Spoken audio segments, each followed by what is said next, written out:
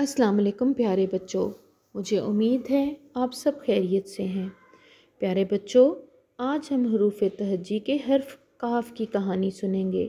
ये देखिए, ये है हर्फ काफ।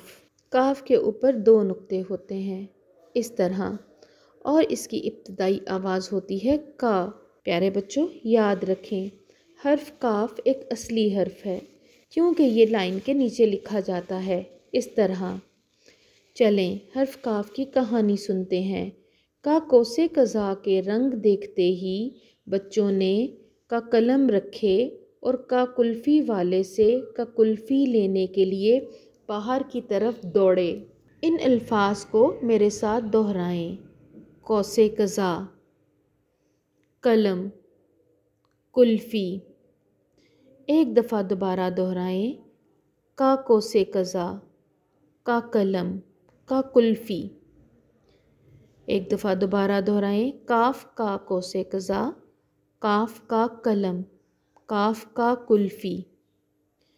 प्यारे बच्चों, इन सब अल्फाज की इब्तिदाई आवाज़ का है। क्या आप अपने इर्द गिर्द से ऐसे कुछ और अल्फाज तलाश कर सकते हैं जिनकी इब्तिदाई आवाज़ का हो, जैसा कि कमीज़। आप ऐसे अल्फाज तलाश करें और अपने दोस्तों से उनके मुतालिक गुफ्तगू करें। मैं अगली वीडियो में अगली कहानी के साथ आऊँगी। अपना ख्याल रखें। अल्लाह हाफ़िज़।